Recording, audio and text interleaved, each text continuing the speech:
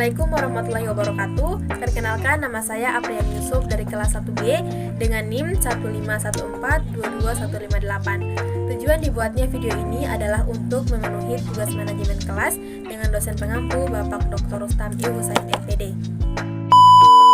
Pertama, pengenalan masalah anak. Berbagai bentuk perilaku anak akan ditemui oleh guru di sekolah, seperti anak yang agresif, tak bisa tenang dan suka bertengkar, pemalu dan lebih suka menyendiri, suka menangis dan suka memukul. Perilaku-perilaku tersebut merupakan tanda bagi guru bahwa mereka sedang menghadapi masalah. Oleh karena itu, guru perlu mengetahui penyebab dari masalah-masalah yang dihadapi. Perilaku anak di kelas, di depan guru, teman-temannya, atau di depan orang lain disebabkan oleh pengalaman-pengalaman yang diperoleh anak, kondisi yang dihadapinya, dan disebabkan oleh berbagai keinginannya. Hal ini merupakan hasil interaksi antara dirinya dengan semua aspek lingkungan rumah, sekolah, dan masyarakat. John dan Jones 1980 mengatakan bahwa tingkah laku anak di dalam kelas merupakan pencerminan dari keadaan keluarganya.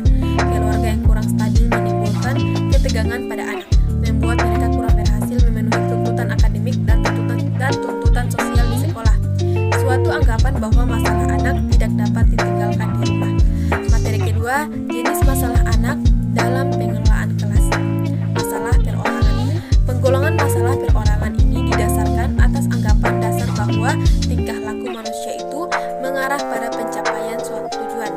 Setiap individu memiliki kebutuhan dasar untuk memiliki dan untuk merasa dirinya berguna. Jika seorang individu gagal mengembangkan rasa memiliki dan rasa dirinya berharga, maka dia akan bertingkah laku menyimpang. Kemudian masalah kelompok. Dikenal adanya 7 masalah kelompok dalam kaitannya dengan pengelolaan kelas. Pertama, kurang kompak. Kedua, kurang kemampuan mengikuti peraturan kelompok. Ketiga, reaksi negatif terhadap sesama anggota kelompok. Keempat, penerimaan kelas kelompok atas tingkah laku yang menyimpang. Kelima, kegiatan anggota atau kelompok yang menyimpang dari ketentuan yang telah ditetapkan, berhenti melakukan kegiatan atau hanya meniru-niru kegiatan orang lain. Kemudian yang keenam, ketiadaan semangat, tidak mau bekerja dan tingkah laku agresif atau protes. Ketujuh, ketidakmampuan menyesuaikan diri terhadap perubahan lingkungan. Materi ketiga, pendekatan penanggulangan masalah anak. Pendekatan larangan dan anjuran.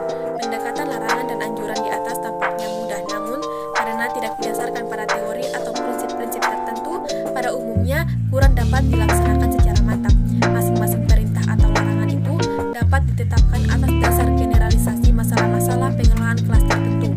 Di samping itu, guru yang melaksanakan perintah dan larangan itu hanya bersikap reaktif terhadap masalah-masalah pengelolaan kelas yang timbul. Kemudian masalah pengajaran dan masalah pengelolaan kelas.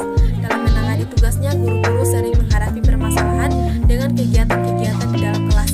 Permasalahan itu meliputi 2 jenis juga, yaitu menyangkut pengajaran dan menyangkut pengelolaan kelas. Guru-guru harus mampu membedakan kedua permasalahan itu dan menemukan pemecahannya secara tepat. Untuk dapat menangani masalah-masalah pengelolaan kelas secara efektif, guru harus mampu melakukan hal berikut. 1. Mengenali secara tepat berbagai jenis masalah pengelolaan kelas, baik yang bersifat perorangan maupun kelompok. 2. Memahami pendekatan mana yang cocok dan yang tidak cocok untuk jenis masalah tertentu. 3. Memilih dan menetapkan pendekatan yang paling tepat untuk memecahkan masalah yang dimaksud. Ada 2 jenis masalah pengelolaan kelas, yaitu yang bersifat perorangan dan yang bersifat kelompok. Disadari bahwa masalah perorangan dan masalah kelompok seringkali menyatu dan amat sukar dipisahkan antara yang satu dari yang lainnya.